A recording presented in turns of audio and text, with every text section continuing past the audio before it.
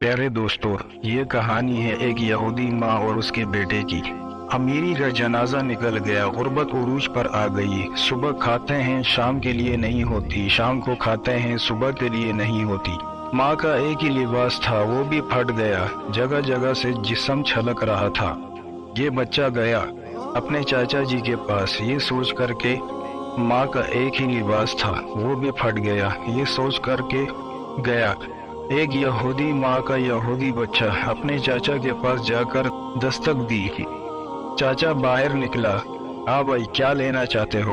उसने कहा, चाचू जी, मेरी माँ बेलिबास बैठी है।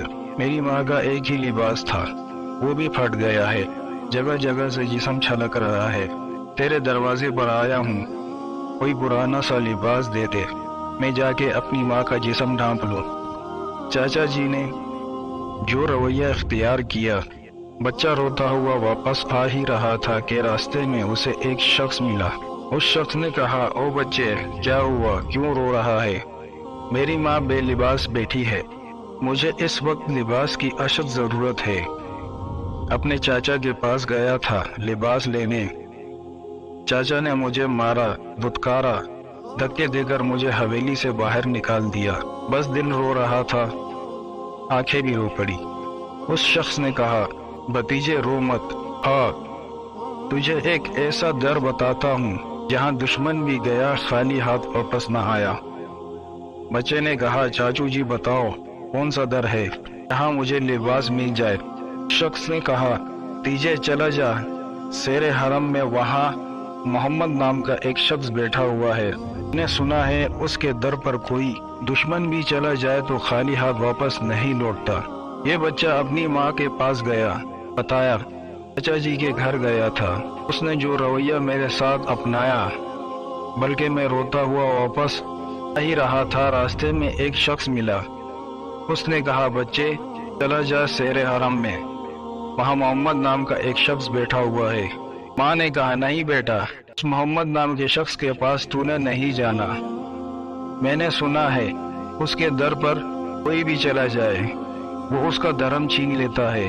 कहीं ऐसा ना हो हमारे आबाओ अजदाद वाला ये धर्म जाता ना रहे। उस बच्चे ने कहा, ना माँ, मैं अपने धर्म का पक्का रहूंगा। आता हूँ चादर लेने के लिए। मुसलमानों का नबी चादर देता है तो दे देगा, नहीं तो मैं पहले उनको बता दूंगा, तेरा कलमा नहीं पढ़ूंगा। ये बच्चा दौड़ता हुआ गया शेरे हरम। मेरे करीम नबी रहमत वाली चादर ओढ़े बैठे हुए। ये बच्चा जब शेरे हरम में पहुंचा, मेरे करीम नबी ने देखा, मुस्कुराए। बच्चे ने कहा, चाचू जी, पहले बता दूं, मैं तेरा कलमा नहीं पढ़ूंगा। मेरे करीम नबी ने फरमाया, बच्चे बता कैसे आना हुआ? माँ का एक ही लिबास था, वो भी फट गया है। मैं तेरे दरवाजे पर आया हूँ चादर लेने के लिए। चादर देनी है तो दे दे, नहीं तो पहले बता दूं, मैं तेरा कलमा नहीं पढ़ूंगा। मुझे मेरी माँ ने रोका था, अगर वो चादर देगा तो दे देगा, नहीं तो तूने उसका कलमा नहीं पढ़ना। मैं पहले बता दूं, मैं तेरा कलमा नहीं पढ़ूंगा।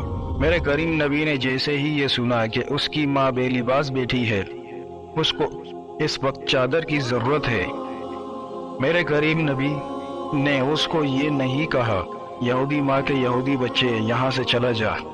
मेरे करीम नबी ने अपनी रहमत वाली चादर उतार कर उस बच्चे के हाथ में दे दी।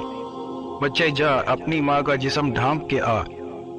वो बच्चा दौड़ता हुआ गया, माँ घर में लेटी हुई थी।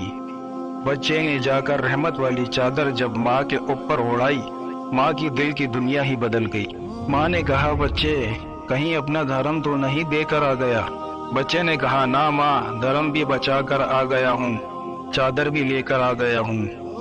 माँ तड़प उठी।